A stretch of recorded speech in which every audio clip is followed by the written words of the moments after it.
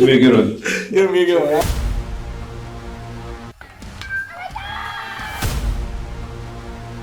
Definitely a different type of process. Cut down or freeze up. Being a coach's son. Jackson, of course, they keep retooling. One stolen base, a hit by pitch. Oh my goodness.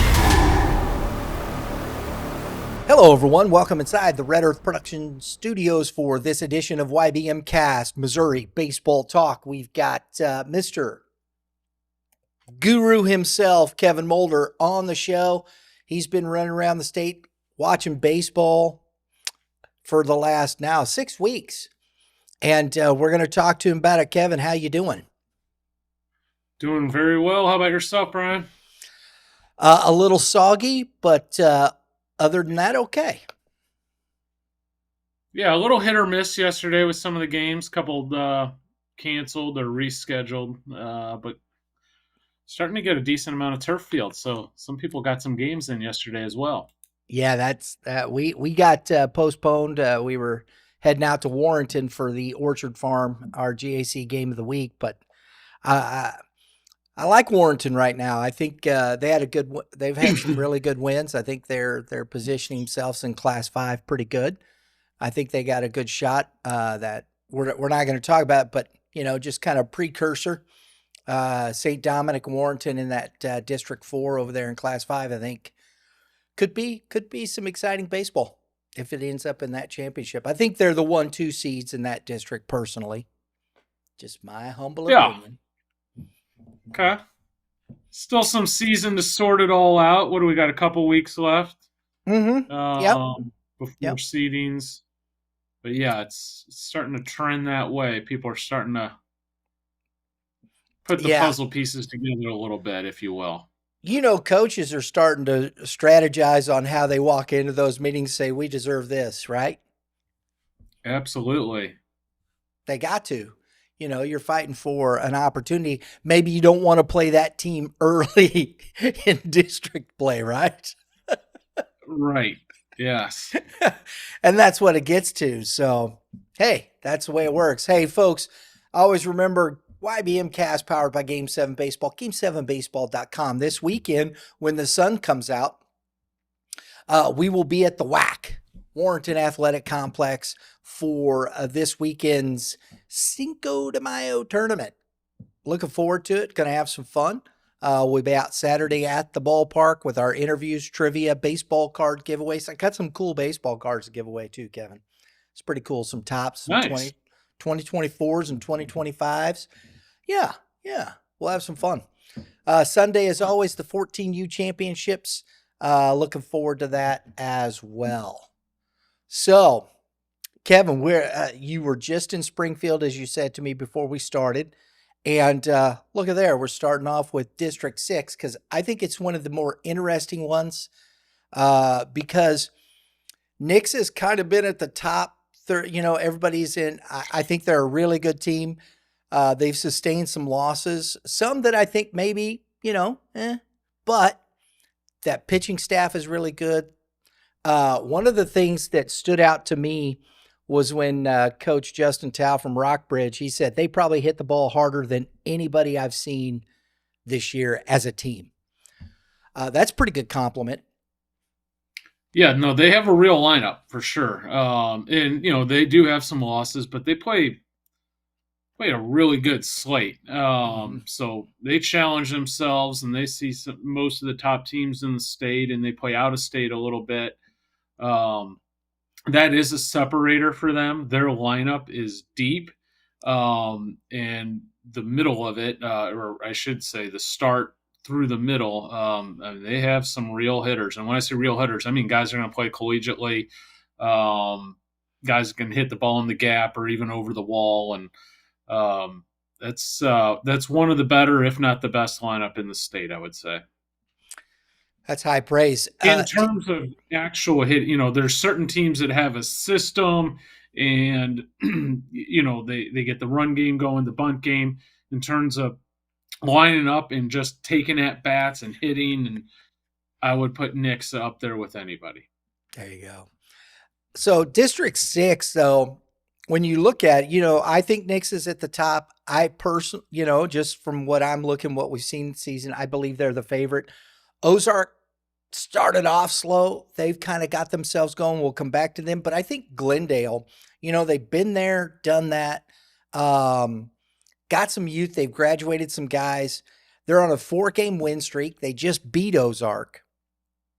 They got their next 3 opponents for Glendale is Nixa, Francis Howell, and Rockbridge.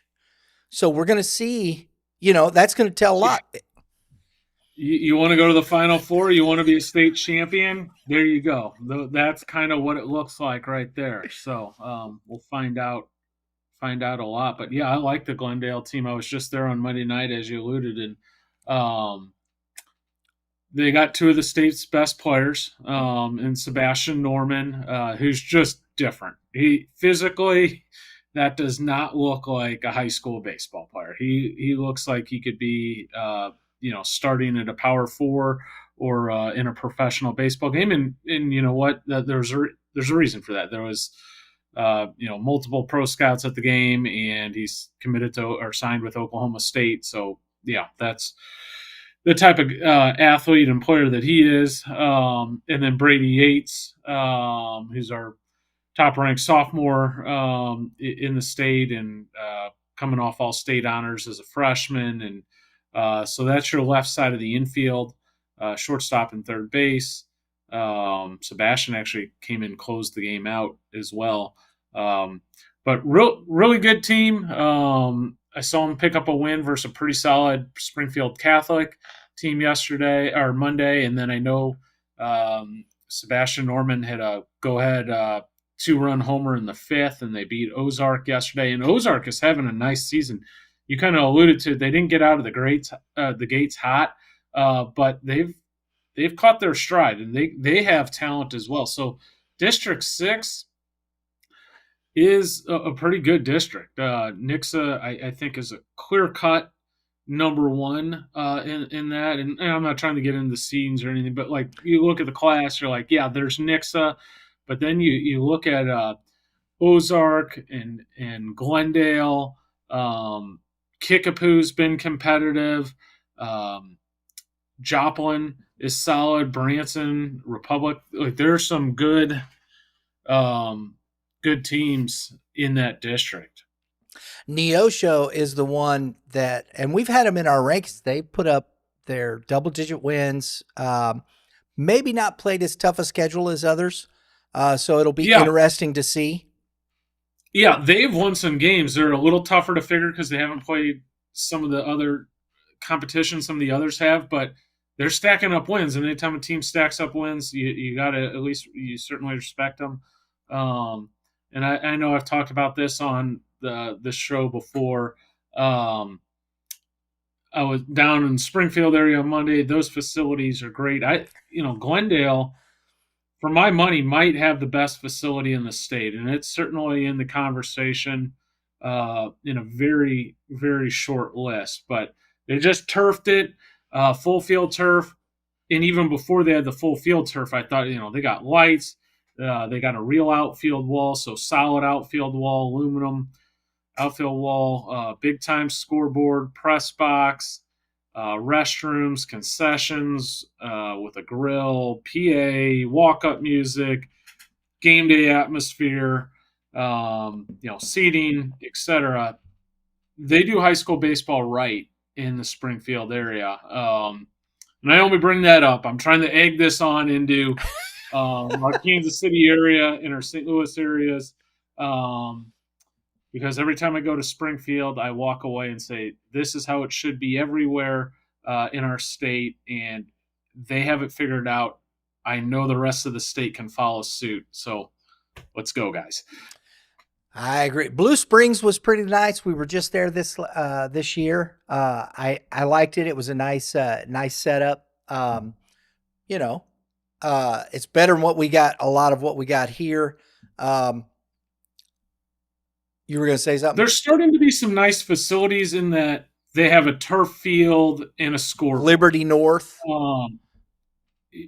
but the's a couple other additions that Glendale had that separated there, which I No, no, already no. just mentioned. That exactly. No, that's what I mean. That's not what. Yeah, I understand that, but they're starting that process. I think in Yeah. some of these other places. I think it's going to take some time. And I think baseball just needs to keep working towards these things, working, and I think you'll see it because, Sebastian Norman. Do you really think Do you think he's a draft pick? Say you're looking at Sissel and Trey Snyder from last year as a position player. So baseball is a hard draft to figure because so much of it depends on signability and whatnot. But short answer, yes. He is that much different than everyone else physically. A lot like Titus Sissel. A year ago, I would talk about how his athleticism and how he scored uh, at a very high measures in the athletic testing. Sebastian Norman is very similar in that regard. Not that those two are similar type players, just Right. in terms of how much they stand out in terms of athleticism and how much different than they are than the others. That's kind of the mold that Sebastian fits in. You get to the park, you can spot him immediately. If you don't know anything about baseball, you look and say that kid stands out. Then you watch him run, you watch him throw. It's just different, and that's what big league organizations look for is different type athletes, special players, and he fits that mold. The next round here, I just want to finish up though. Does Glendale pitching wise, Easton Friesen, Blaze Thompson, and Kyle Julian, those guys have been the top of that heap. A 3.60 for Friesen, a 1.88 for Blaze Thompson, and a 1.47 for Julian. Do they have the pitching to get through that district, Kevin? We'll see. That will be their big test. But I think they do. I also saw Maddox Dunning throw a one hitter in the game I was at versus Springfield Catholic. So they got some depth. Now they don't have the wow guy. A lot of the state's top teams. You can point to an ace, like a true ace, where he's going to be going on and you're talking upper 80s fastball, maybe low 90s fastball with a good breaking pitch. They don't necessarily have that.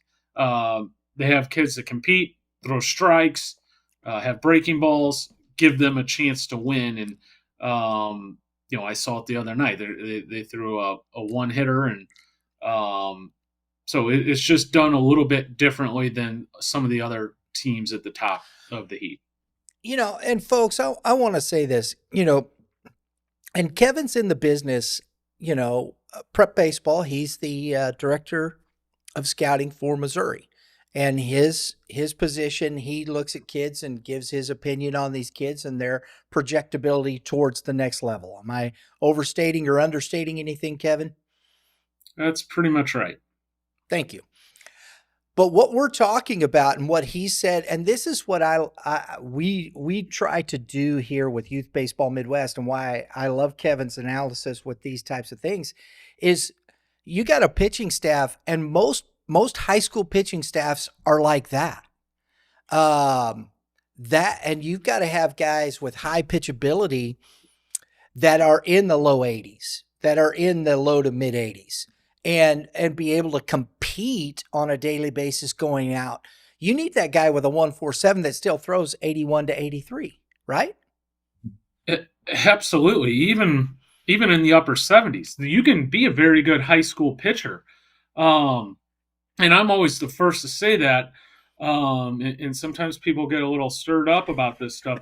There's a difference between being a very good high school pitcher and having great numbers, and then kind of like where you fit in the rankings or your projectability to move on to play Division I, Division II baseball or at a high junior college level. So you could be, theoretically a first-team All-State guy, and I've seen this, a first-team All-State player, whether it's pitcher or positional player, and not be a Division I caliber baseball player, yet still be one of the best high school baseball players in the state. The two are not the same.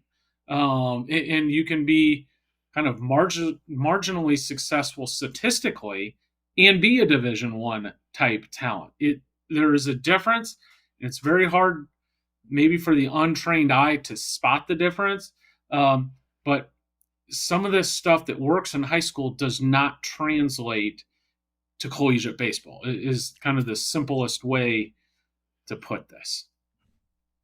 So But when you have to have to have a good high school baseball team, you need to have successful pitchers like a Maddox Dunning, who didn't throw a fastball above 77 miles per hour in the game I was at, but still threw 6 2/3 and 1 hit, Springfield Catholic, because he pitched beautifully. He located his fastball. He mixed in a curveball whenever he wanted. He had a little changeup, threw strikes, fielded his positions. He was masterful. That doesn't mean that I'm going to call up Mizzou or Missouri State or SEMO for him and say, hey, this is the best hit. This pitcher is going to change your program. He threw a one-hitter on Monday night. That's not this. They're two different things. Exactly. And that's why we talk about high school baseball here. We're not talking about in one respect. Now, we do see kids that are projectable, and that's great to do that. But that's what we're looking at. Is this pitching staff for Glendale good enough to get them through? Can they beat a Nixa in a game and whatnot? I believe they can, as far as that's concerned.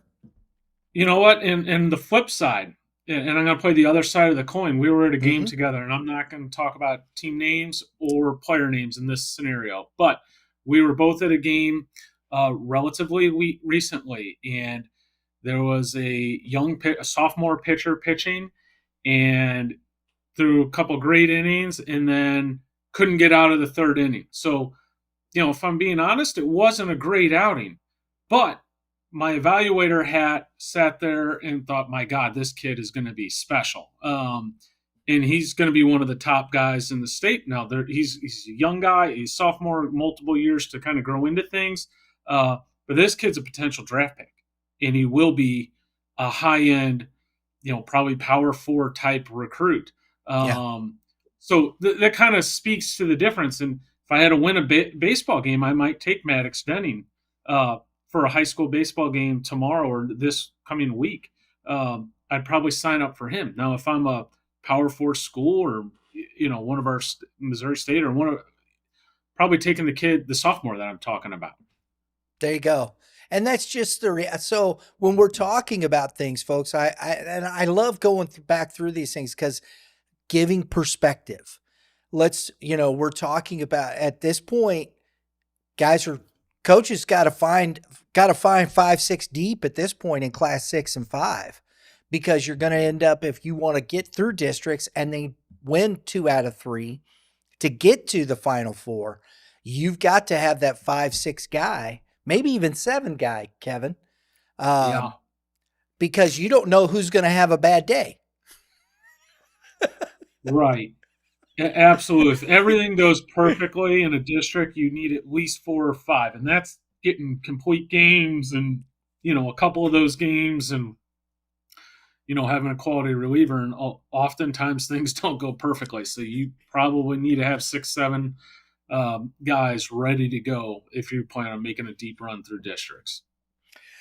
In District 7, or in the Southwest, kind of Southwest. It's Central Southwest. Carthage, Carthage, Lebanon, Rolla, Waynesville. They just kind of get stuck.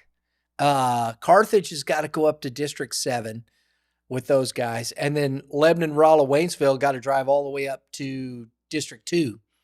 That's a tough ask, isn't it?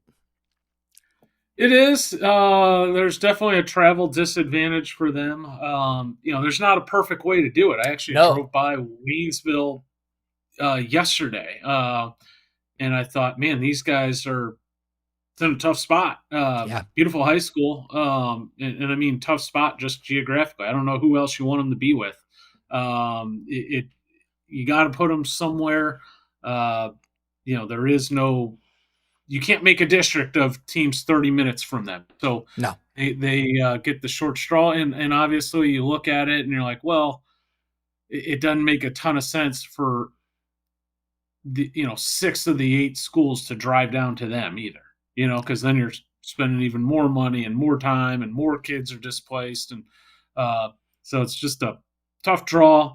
I might try to make the times favorable for them in terms of game times to kind of give them a little advantage, not advantage, but courtesy. But Yeah. it's just a tough deal. And I think Lebanon's the toughest one because it's another 50-some miles on southwest of Rolla. So I think that's the one that really is to me. Even Carthage, it's not that bad up 71 up that way. Not too bad. Yeah. But Lebanon would fit in sort of nicely with the Springfield district, but we already have a full Springfield district. So, Waynesville and Lebanon are relatively close to each other, so it works for those two. Rolla's a little bit further up the road, and it's tough. That's what I feel bad for the guys having to make the districts there. In that respect, it's a tough job. It's pretty thankless right there. I know nobody's going to be happy, and it's just one of those things. Yeah. So we're going to head to Central Missouri. We'll get back to some of those. We talked some of these districts, but Central Missouri District 5, Blue Springs South is, I don't know. We talk about the Howell, the Staley, Nixa, of course, whatnot. But these two teams are kind of right there, in my opinion. Blue Springs South and Rockbridge, kind of, you can't really say they're under the radar because they got these programs are there. But I don't know if there is thought about as some of the as those top 3 we've been talking about, Kevin. Probably not, but I mean, I don't think they're under the radar either. They're, both ranked in the top 8 in the state. They're known teams. They both have played high-end competition. Blue Springs South was just in the River City Classic, a big tournament over in Kansas, and fared fairly well. Rockbridge just ran the Columbia tournament and did very well. So they're known teams. They're very good. This is going to be a tough, a tough district as well.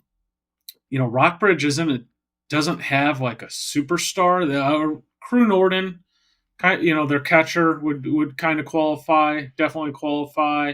Division I signee catcher, but they really just have a great team approach and are phenomenally well coached. Play a good team baseball. So they're tough to beat. Blue Springs does have a little more star power. Blue Springs South has a little more star power. They're stacking up wins. Obviously Blue Springs had their run last year. They're in the district. Battle has the top junior pitcher in the state in Tyler Putnam. And you know what? They're not having the world's best season. So it's scary when you look at a team like Battle and, you think, well, there's a team that could be like a 7 seed, an 8 seed, a 6 seed, something like that. And you're going to be the 1 or the 2, and you're going to be matched up with Tyler Putnam. Congratulations. Tennessee. Spoiler alert. So, man, and that's the thing. I think you've always, there's one arm that can just be like, dang, I don't know. And to me, I think it's Shawnee Mission East over there on that side. That's the Juggernaut program in Kansas, isn't it, Kevin? I believe so. There's a couple over there.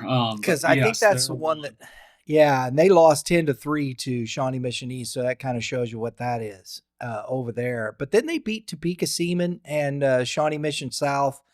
At least up north, they got. I was going to say, I think Shawnee Mission South is also very good. So you never know, like in those tournaments, you know how it is with pitching matchups and whatnot. Yeah. We see that in the Columbia tournament where someone, a good team will get just pounded. Staley got hammered by Howell that one game. I don't take that as that Staley's terrible. Clearly not. They have one loss on the season, but one game got away from them, and it's a tournament. And sometimes you got to just pick your battles instead of throwing some of the top relievers once you're down a little bit. The team that I think could be interesting here in this district, though, is Green Valley. The Eagles, they're 15-9-1. They've got good wins under their belt. They've lost some stuff, whatnot, but I think it's a team. They were in the Columbia tournament. They went 3-1. They only lost to Howell in the championship game, right? So, you get to the championship game in the Columbia tournament, you're doing something. They beat Zumwalt West this year already. They split with Platte County recently. So this is a team that I think, it's right there on that bulb, but I think has a chance. It's a puncher's chance, right? Oh, absolutely. I'd say more than a puncher's chance. They're a very tough team. They're good. Got a good look at them at the Columbia tournament. They have some pitching. In another well-coached, hard-nosed team. We've seen them in the Final Four, Brian, multiple years. So, yeah, wouldn't shock me at all. Are they the favorite in the district? Probably not, but they're right in the mix. Rockbridge, like you said, I think that one's an interesting team to me. The pitching wise is coming along. They've got, and honestly, they're stringing together wins. They don't get to, I like it when you see a team that's able to string wins together. And I think that's usually 3 or more, in my opinion, Kevin. When you start seeing you're winning 4 or 5 in a row, that's hard to do and just be that consistent day in, day out, week in, week out. And Rockbridge does that. Yes, they do. Yeah, they definitely string them along, and they play some really good competition and have some good competition coming up this weekend with Glendale and Staley, and so that'll be a fun couple games to track there. They've got 3 losses since the Columbia tournament. They lost to Nixa 6-0. They lost to Staley 5-0. They lost to Howell in extra innings 6-5 in 11 innings. So that's their 3 losses in, what is that? 1, 2, 3, 4, 5, 6, 7, 8, 9, 10, 11 games. So yeah, there you go. I think, and that's the thing. That's what you're comparing yourself against. And when you look at that, you go, okay, they're competing in those games. You get to that space, and I think Rockbridge is going to be and they've shown they can beat a top team too.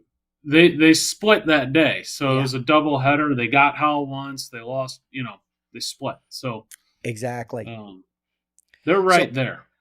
I do think Blue Springs South is the favorite in that. At this point, we'll see what gives, and of course, you know what that's worth.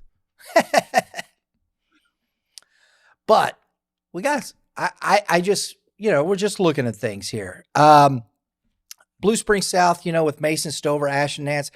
How do you pronounce that? Is that Studerman, Kevin? Yes.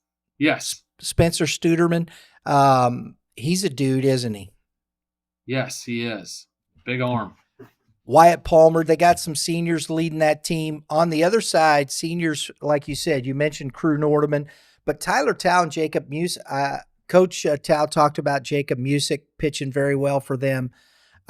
So it's going to be interesting to see how these kids go. I saw him pitch a couple weeks back, and another great example of a great high school pitcher. In the game I was at, I didn't throw a ball in the 80s. Everything was in the 60s and 70s, but commands the strike zone, has a little sweeping slider that throws often and runs it away from hitters, and gets a lot of cap shots and swings and misses. And he's one of the better, he's one of their top arms. And saw him trade zeros and in a game versus Eureka when they beat them in, I think, 10 innings. So yeah, another great example of a phenomenal high school pitcher and he's certainly that.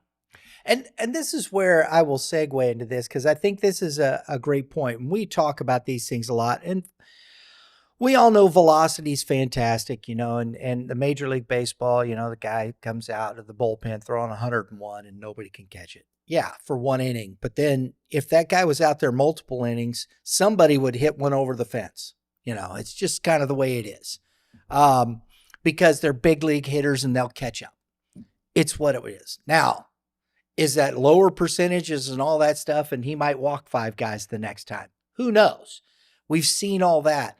Velocity is a requisite within that structure that you're moving forward in those places. But this is what I would tell high school kids that want to have a good high school career, and possibly if you're going to a smaller college and you want to be successful and play out a college career, if you want to maybe even get into coaching and things like that. I think there's all kinds of roads with this thing. Get in there and learn how to pitch. I love what you said. The pitchability. If you don't throw 100 miles an hour, are you in the strike zone, and are you got swing and miss stuff with what you have? Learn how to pitch. Don't be deceptive. Understand what that takes to win ball games. And as I like to put it, how do you construct an out? And I think that is what's been lost in this search for velocity with some of these kids, Kevin. Yeah, and you don't even need to have swing and miss stuff, to be clear. You just have to stay off the barrel. In fact, there's nothing more beautiful than a first pitch out and some weak contact and letting your infielders work. And give me a team full of those guys, and I'll show you a good team, right? So, absolutely, to your point. Yeah. So guys, don't just, if you're not the flamethrower, go find somebody who can help you learn how to pitch. Simple as it gets. There you go. Class 6 districts on the way here still. Metro St. Louis, District 1. Wow. That's a cornucopia of just like, who's coming out of that thing? Lindbergh, I think, is at the top of that. Personally, that's my thought process. Adler Krask, what is it? Cantor, that guy. Augie Hutchinson, Jack Polite is pitching well for that team, Kevin. Yeah, I've seen Jack pitch a couple times this spring. He's a stud. Really knows how to pitch. Commands his breaking ball, competes. 82, 85. That's the son of Cliff Polite, former big leaguer for the St. Louis Cardinals, and also the younger brother of Michael Polite, who's at Memphis, and Drew Polite, who's now at Bradley. So you can bet younger brother has been beat up and been around a lot of ball fields and is tough and knows how to play. He's got a 1.37 ERA in 35 and 2/3 innings. But I think it's what's pretty impressive is you look down this pitching staff, they got a lot of different arms. There's no outrageous ERA throughout this whole staff. I think the largest ERA that I've seen here so far is a 4. So they're putting guys out there that are competing every day and whatnot, and that shows me they've got depth. And I think that to me is why I put them as the favorite to come out of District 1. Yeah, and congrats to they also have a Hall of Fame coach now too, and Darren Scott went into the St. Louis Amateur Baseball Hall of Fame last week. So congrats to Coach Scott. Very good. There you go. I saw Coach Sturm went in from Oakville, so Coach Scott went in. I was going to bring that up when you mentioned Oakville. Sorry, got ahead of myself. No, and congrats to Coach as well, and he has some big arms, so they are certainly a threat in that district. Boy, they got some top end pitching in Oakville. we got to see, so let's just skip ahead to Oakville. I don't care. That's fine with me. Jack Workowicz, we did get to see Jack. We saw Zane Lee behind him uh, working off each other. That was very good. Workowicz, I love the pace at which he pitches, just his aggression, how he attacks the strike zone. He works off that fastball. If you can hit it, good luck. And then he works in the off speed. His off speed, he even said it. He goes, wasn't working as well that day, but it was still good enough for him to be very, very unhittable in that respect. I've seen Jack pitch a couple times this year. Keeps hitters off balance, is kind of in that 81 to 84 range, at least the game I was at. And I did see him have a pretty good slider that day. So he's tough. And then they have CJ Lake, who's one of the bigger arms in the junior class, who can run it up, 93, 94 even.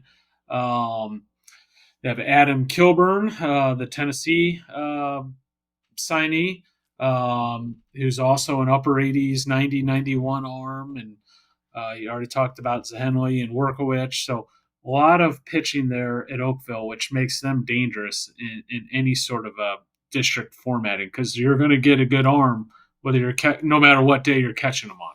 I got to do this real quick because, Kevin, this is a young man that I want to pay attention to.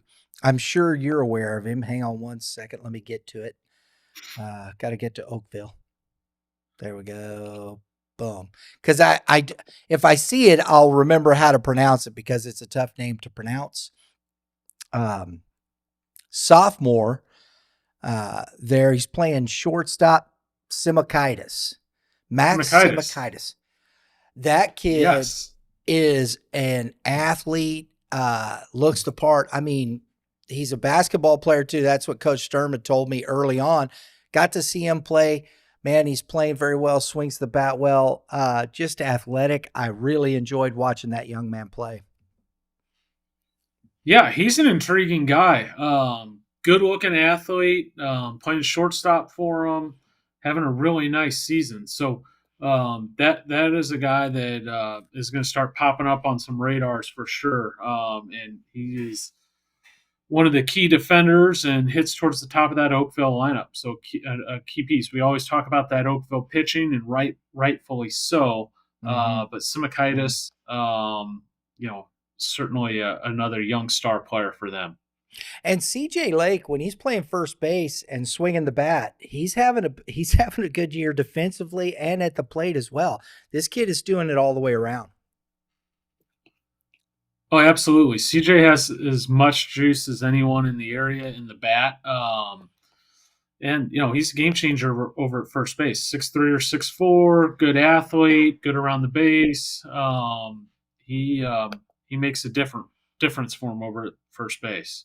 Absolutely, Kevin. So Oakville, they've taken some difficult losses, in my opinion. So that's interesting. We'll see how that rolls out. Kirkwood, I think, is that one that's going to be interesting. They haven't played as many games as some of these other schools, and so I think that to me is the more interesting thought here with Kirkwood. They've got offense in Devin Peterson and Jacob Nolan, Caden Jackman, Owen Neslage at the top of that. With that group, and then Neslage, they've got pitching. It looks like that's going to be very difficult again, top to bottom, guys coming out. Nobody has this outrageous 7 to 10 ERA. It's all the highest here is a 4.2. So pitching again here for Kirkwood. We're going to get to see Kirkwood this Friday night on the reschedule with Webster Grove. So I'm looking forward to that.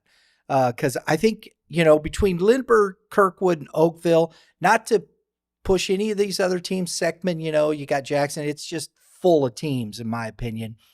But these three, to me, when I was looking at all this, the pitching seems to be the best of all of them. Yeah, I think that's a fair fair statement there. And Kirkwood, hasn't played the amount of games, but they had a big week last week. They had a big win against Zumwalt West, which was, I think, a key win for them. They beat Valley Catholic, which is a smaller school, but they have one loss on the season, so they're the only team to beat them. And Valley Catholic is good. Yeah, yes, they're just good. They beat Sackman the other day. They have 2 no-hitters on the year. They no-hit Hazelwood West yesterday as well. They beat Marquette. So they have some very nice wins and are putting together a nice season. I really like some of their offensive pieces. Caden Jackman is going to be a star, although he might be a star on the ice instead of the baseball field long term. We'll see. He was just drafted in the Ontario Hockey League. So we'll see how long he continues to play baseball. Hopefully we keep him playing baseball. But there's a lot to like. Owen Neslage leads the way on the mound and is also doing it with the bat. Big 6'6" lefty, led the area in passing yards on the football field with, I think, 3,900 passing yards. So there's a lot to like there, and there's certainly going to be a threat come district time. It is going to be interesting to see how this district kind of shakes out, because there's some other teams, and we haven't even talked about Jackson, who is always right there, and I've seen them, and they are good as well. So this will be a fun district to keep an eye on. And we're getting, kudos, give a shout out to Max Spitzmiller, rookie head coach, infusing that team, got some energy going there. He's doing a nice job. He's doing a great job. A lot of energy.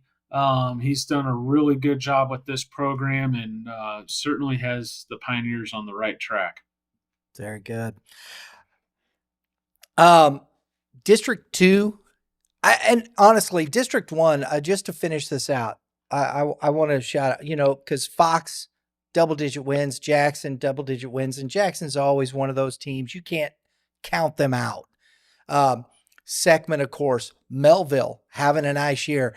This is one of the toughest districts in the state, in my opinion, Kevin, just on who's going to come out. Melville has double-digit wins as well. So this is a pretty deep district.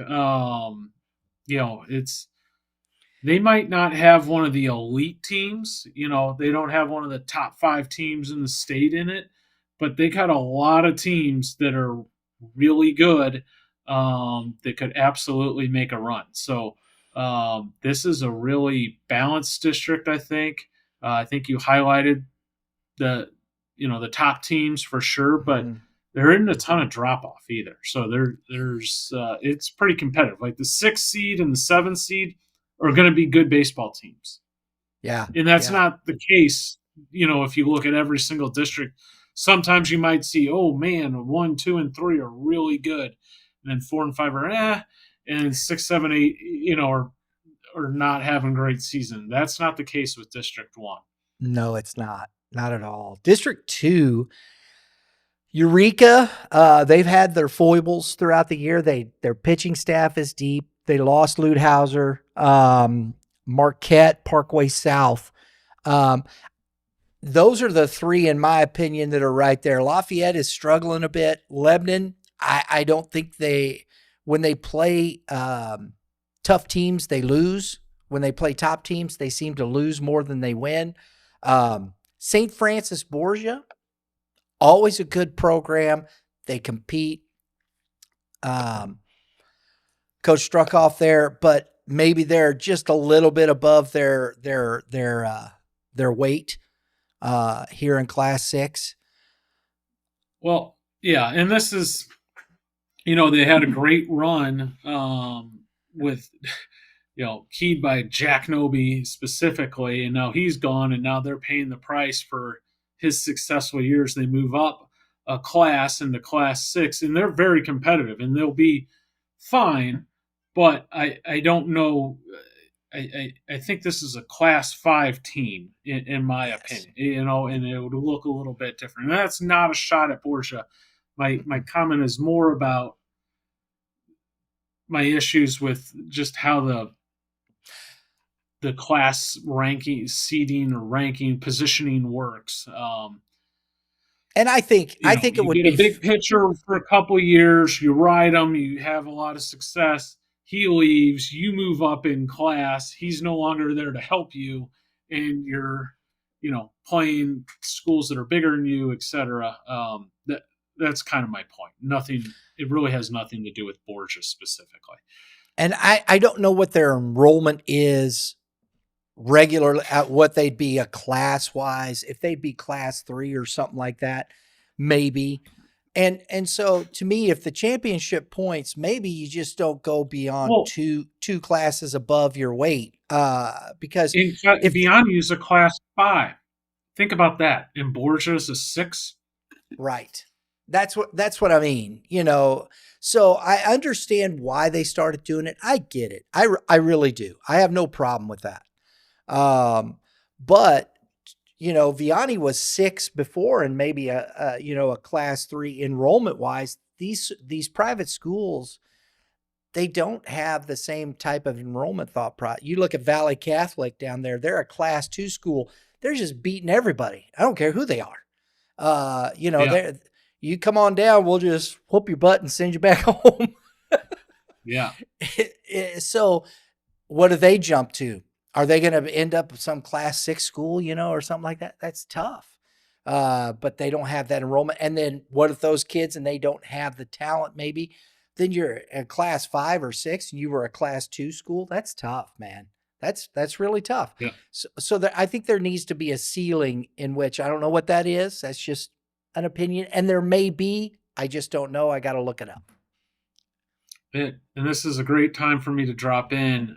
Public school has won Class 6 every year since 2019. So those that think that the private schools have every single advantage and that everything slants to them, that is simply not the case. And I will tell you, yes, they have a lot of advantages.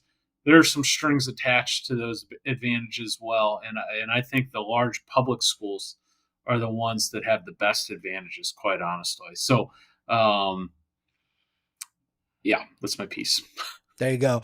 These two districts, I'm going to put these two together here because we're getting a little long time, but I want to say this. District 2 and District 3, these two districts to me are the most wide open, Kevin.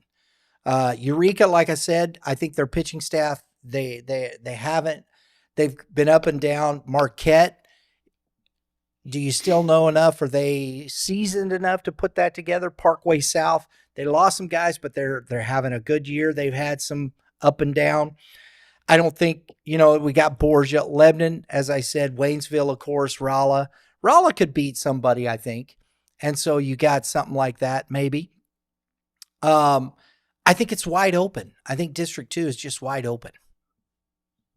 Yeah, I would agree. I really like the Eureka team. They get healthy and they have a lot of pitching depth to make it through a district. That's why I believe they're the favorite. I don't want to write off Lafayette, who made the finals last year with Coach DuPont, and they have some good players left. So there's still time for them. Parkway South is definitely going to be dangerous. Marquette is definitely going to be dangerous. So that's a quality district for sure. But I do agree with you that it is open, even though I do like Eureka's pitching depth a lot. I agree. Oh, there's a lot of good quality teams in it. It's just, to me, I don't think there's anybody that stands above somebody else other than maybe Eureka with their pitching staff. That's because and they've lost. I think Parkway South has beat them. Eureka's had a really tough go of it the last 10 days or so, to be really honest. But that stuff happens, and there's a couple weeks before we start district play. My guess is they'll get things back together. I know that they'll get their catcher back as well, which can also change the complexion of a ball club. And they're missing those Cardinals. Yeah, they're missing Ludhauser's bat in the middle of that. They definitely are. So, SLU, Francis Howell North, CBC, DeSmet, same thing. DeSmet is, to me, the surprise of this district. Wow. That's just tough. That's just tough. I don't think anybody saw that coming. In that respect. You know what? I agree. And to just play off of my stat about public and private schools, the last team private school to win a state championship was DeSmet at Class 6. And the year they did that, 2019, I believe they were a game below 500 heading into the postseason. So they have the ability and the talent to put something like that together again. So, I don't think anyone would have a bone to pick with this statement. They've had a disappointing spring so far to date, but season isn't complete, and they have a couple weeks and districts to turn things around, and they have the ability to do it. So they'll be an interesting watch in the postseason to see if they can find themselves. CBC has some really nice young bats, makes them dangerous. SLU High is having a great season. They're having a very nice season. Pattonville with Mason Lee is a team that's not a fun one to see in the first round. I'm assuming they'll be not That's one a of the tough top out. seeds. Yeah, exactly. And you're going to get a guy like that, and then Francis Hall North. We've talked about them multiple times, and they're having a solid season this year and have some good pitching. So it will be. They've been riding Carter Stover and Carson Howard for most of the season there. We'll see if that can hold out. If they get positioned as a middle seed, which I think they'll have a chance to be a middle seed, 3, 4, 5, they're going to have the pitching to make a good run. So that'll be a fun one to follow. I think they could be even a 2 or 3 seed in that district. And it might. So I think that's a possibility. CBC is right there, I think, in that same conversation. Maybe not as many wins, but quality as far as team.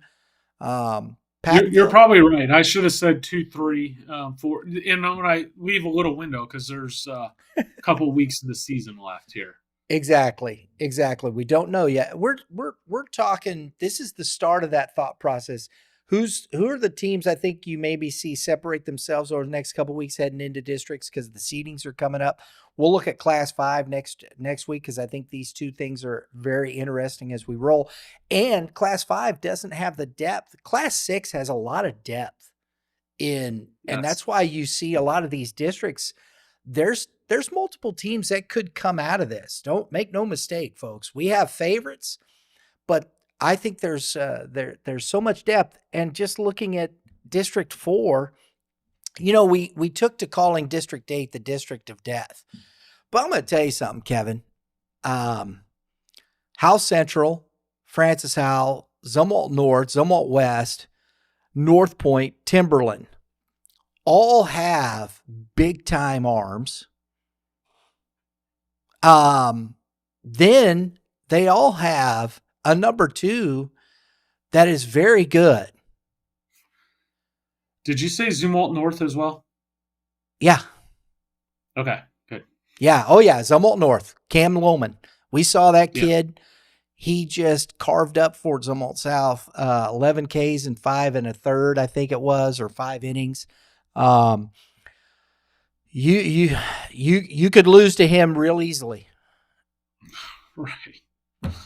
I mean, that's just it. So the depth of that, not to leave out Troy Buchanan. Troy Buchanan they compete very well. I just don't think they have the arms at that level at this point. And Liberty, as we've noted, Dobrats is a kid that has the ability, has the talents, but I think he's still a little young.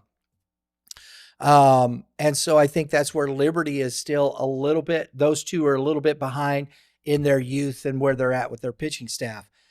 But those other 6 teams, good luck in the first game, because you get to see somebody pumping 90s, and I think it's going to be that is the district of death, I think, this year. That's going to be a strong one. We'll have to take a close look at that in 2 weeks. See where things are. Oh my mercy. Yeah, I agree with you because that one still is so close. You got two of the top 5 teams in the state with Hal and West. I think North Point is a top 10 team. Well, we got them at 13. They could be a top 10 team towards the end of this. We'll see how they continue to play. Hal Central's starting to play well. They took a tough loss to Westminster the other day. Westminster, that was a good win for them. Walked it off at home against Hal Central. Timberland, Richie Swain, and was it Parker Sansone? Those two guys, Kevin, 1-2. Absolutely. That's not easy. Good combo. No. And Timberland, I think, is starting to play much better than I've seen him play in quite some time. Yeah, again, they're not going to be a fun team to face in the first round. That is for sure. And one kid that I really like that we've seen play the last little bit is Ethan Chiodini. He's doing it with the bat. Defensively, he made play after play in the GAC Classic. He was a lot of fun to watch, Kevin. Very good player, yes. Enjoyed watching them that day as well. And you're right, and they've hit their stride. I think they've won about 6 straight, and some of these teams still have about a quarter of their season left too. So a lot of time to find themselves and continue to go. And they've kind of got on a heater here recently. It'll be fun to see how they finish up down the stretch heading into districts. And I think this is why this is the point where you start looking at this, because you're starting to see teams this is where I think this is money time, right? In so to speak, in that respect, because we're heading towards the stretch. We got a couple weeks left of the season before we get into districts. Conferences are pretty much settling at that point, and I think coaches are starting to think about where are we at with our district? Are we playing district teams? Do we need to get a win against that district team? You might see an arm against a district team and not against Joe Schmo over here that they just are playing because it's on the schedule. Yeah, now that we're 3 weeks out to the day of district play, now is when coaches start to play that cat and mouse game a little bit. They got an eye on the calendar. They got an eye on their pitching, and they don't know exactly how things are going to shake out, but they're starting to line their pitching up. They need to go after certain wins, maybe not throw guys against certain teams to have them for districts, or maybe they really need a win for seeding purposes. So you start to see some of that the final couple weeks here down the stretch. Absolutely. Our last 2 districts to look at over in the KC metro area, District 7, District 8. District 7, this one to me is intriguing because it's got some depth. I don't think has a lot. Lee Summit is hosting that. Again, it's Lee Summit West is to me kind of like where DeSmet is. Maybe not as disappointing. They've started playing. They've hovered around that 500 mark all year. And we got a chance to meet Coach Meyer when we were in Kansas City. We had the game against Blue Springs. And Coach Meyer, was genuine. He said, it's tough because we do have all these players, but he says, we got a lot of young players in key places and just trying to get them to figure it out. And when you saw that, it was the small mistakes that maybe you don't see in the scorebook that has been their bugaboo all year, Kevin. Yeah, again, I think your DeSmet comp is pretty good here. This is a very talented team, and they have one of the biggest arms in Tyler Wood. He was 92 to 96 this week. They could absolutely put things together. So I'm not, no matter what their record is heading into districts, I'm still going to have my eye on them. They could absolutely turn things on. Yeah. But Lee Summit is having a very, very nice year. Ray Peck is also another one that has some talent. They're hovering around 500, give or take. So there's a couple teams in here that will make this a competitive district. You don't want to face Johnny Carver, right? Oh, no, With never. Ray Peck. Yeah. Right. And I think that's the tough thing there. That's about as much as I know of Ray Peck, to be honest. So, it is what it is, but those are the teams. Lee Summit, Carthage, as we talked about. Now, Carthage has had a pretty decent year. And I want to bring them to bear. They're 14-7, but again, maybe not the strongest schedule. Yeah, but in a year like this, they could end up being a 2 or a 3 seed in a district like this. Yeah. But like we said a couple times, we got a couple weeks of the season left. But as of this second, District 7 is a little bit of a softer district comparatively. Absolutely. Looking at Carthage here, they came off at the beginning of April. They came off a couple of back-to-back losses, Kickapoo and Ozark. Since then, they beat Monette. They lost to Nixa. I get that. Beat Waynesville, beat a very good Fairgrove team. I think Fairgrove is Class 3. They're like 18-4. They're good, yes. Yeah. You got Logan Rogersville. They lost by a run to Logan Rogersville. That's no slouch team. Very good, yeah. Beat Parkview, beat Webb City 3-2. Lost to McDonald County. That was kind of one of those. They just beat Branson and Neosho. So, we'll see. It's like you said, I don't think you sleep on that team in that district. Yeah, I agree. So that's the thing you look at there. Truman is another one. Truman's had some good wins and some, they got off to this huge start. Truman did. It was just like, boom. And they've kind of faded a little bit here, but righted themselves because they had 1, 2, 3, 4, 5, 6, 7, 8 losses in a row at one point. After they were like, I think 9-1, something like that, off to their start. They had a hot start. Yeah. So, but they've kind of got themselves. They won 4 in a row after that. They lost to Platte County and Park Hills South, which those are good teams. So we'll see. It'll be interesting to see. They were in the Columbia tournament. They went 3-2 in the Columbia tournament, losing to Rockbridge and Nixa. They beat Eureka.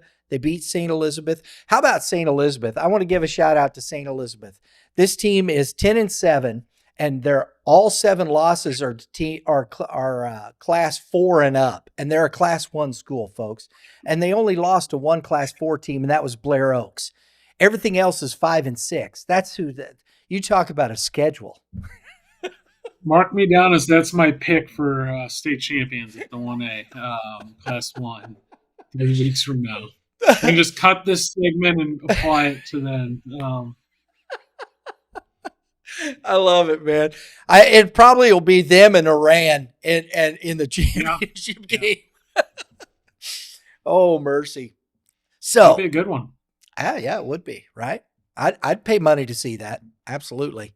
So there you go. At District 7, I mean, really, Lee Summit is at the top of that. Lee Summit West, I think, is the talent. Ray Peck can beat you. Truman can beat you. Carthage can beat you. So it'll be interesting to see. District 8, a few more teams here to look at. I think Liberty, the Blue Jays are hosting that. Coach Kirk Bragg and his group. Liberty North, you got Park Hill South, Staley. Those are the 5 teams to me that kind of stand out. Oak Park is a team that can win a game. Central in St. Joseph is having a decent year. They're still under 500, but they've had some decent wins up there. And District 8 is kind of one of those things. I don't know who's coming out of this. Well, I'm sorry. Yes, I do. Staley's coming out of this one.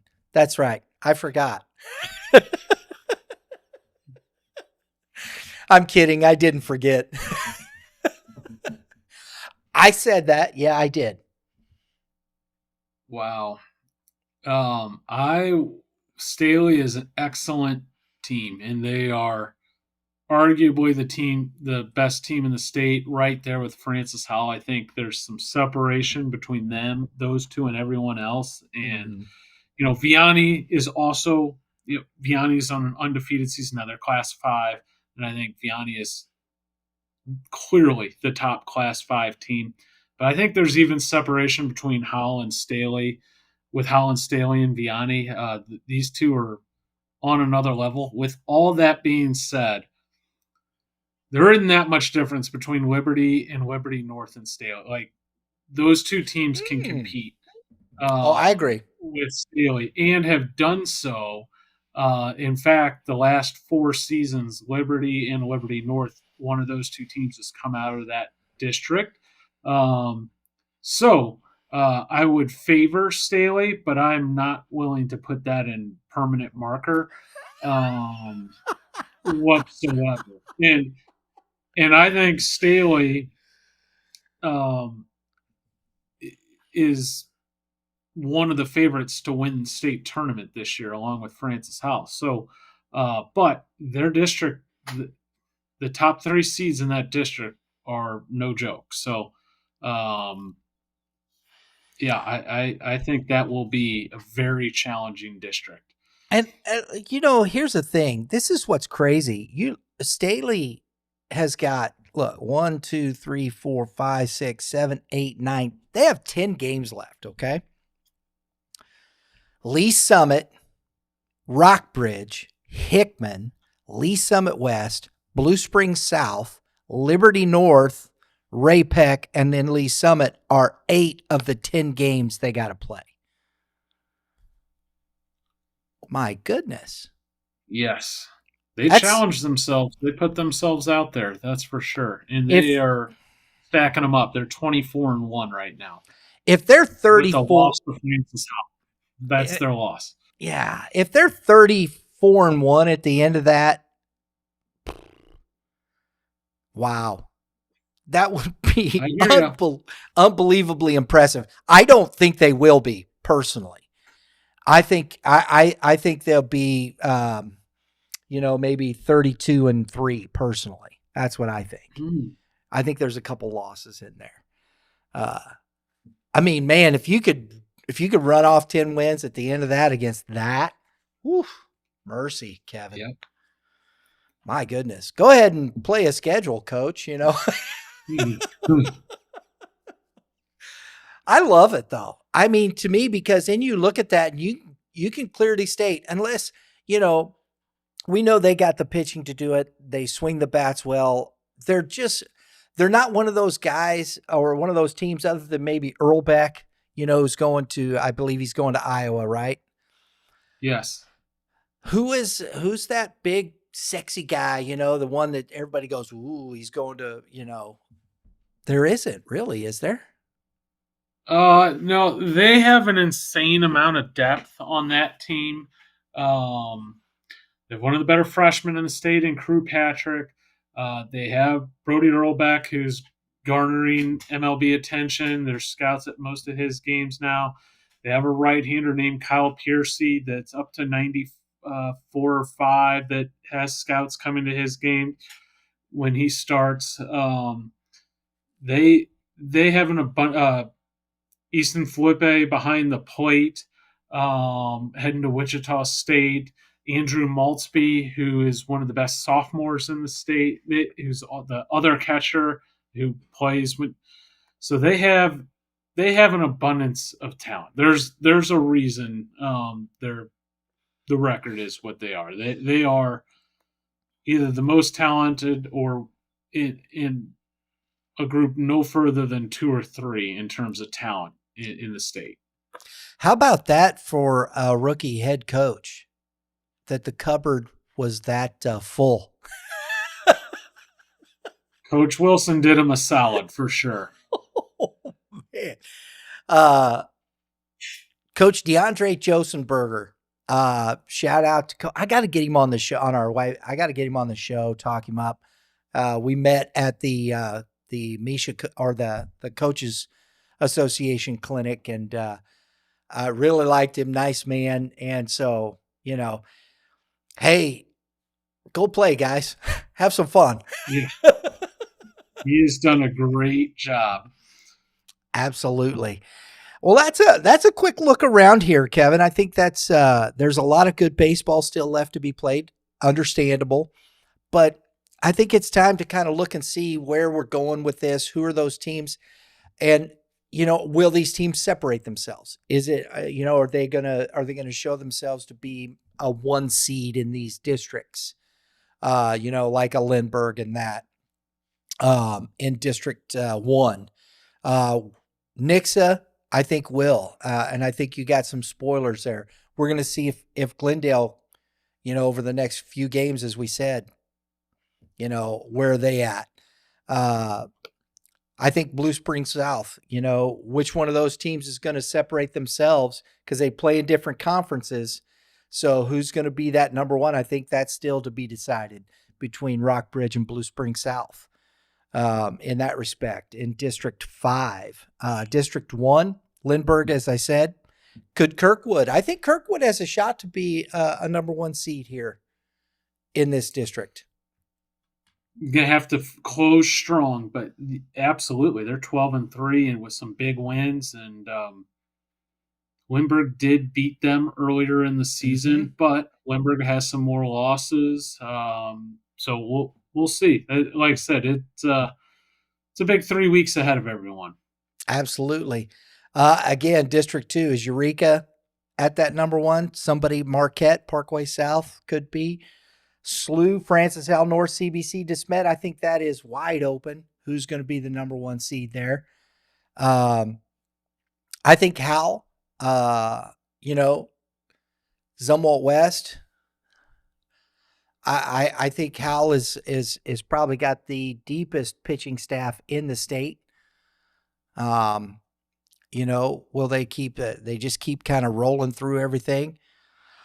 Zumwalt West has taken a few lumps, so it'll be see how they finish out there. I think that's going to be interesting. It'll be a 1-2, and it'll be interesting to see where North Point and Timberland kind of fit into that, and try and avoid some of those early first round big matchups.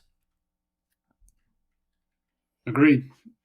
Lee Summit, I think they're going to be the number 1 seed there because just where Lee Summit West has been, it'll be interesting. And then, there's Staley. So that was fun. I enjoy that stuff, man. It is. The calendar turns tomorrow into May, and it's almost that time. Fun time of year for us. It's playoff season in that respect, in my opinion. I think that's everybody's working towards those seedings, and it gets into that mode. It's go time. We're here. If you haven't figured it out by now, you're in trouble. If you're a coach and you're still trying to figure out your lineup, who's doing what, I think you're in trouble. So good luck with that. Kevin, as always, man, appreciate everything, buddy. Dropping the knowledge. A lot of fun. Thank you, Brian. Folks, appreciate it. If you like what we're doing, please hit the like button, comment below, let us know what you think. We do appreciate that. Hit the subscribe button, hit that dinger, get you notifications for upcoming episodes such as this. We appreciate the support, and I want to say that to all the fans out there watching. We appreciate everybody and all the support. I know we love to. I appreciate everybody and enjoying all the power rankings we're putting out and whatnot. Remember, if you got an opinion about it, let us know. We appreciate it. We're not always right. Right, Kevin? I don't know what you're talking about. I love it. So it's up for, I love the debate. I love that. Enjoy it. We appreciate it all very much. Everybody have a great day in the Lord. All you pitchers, give it to them, Kevin.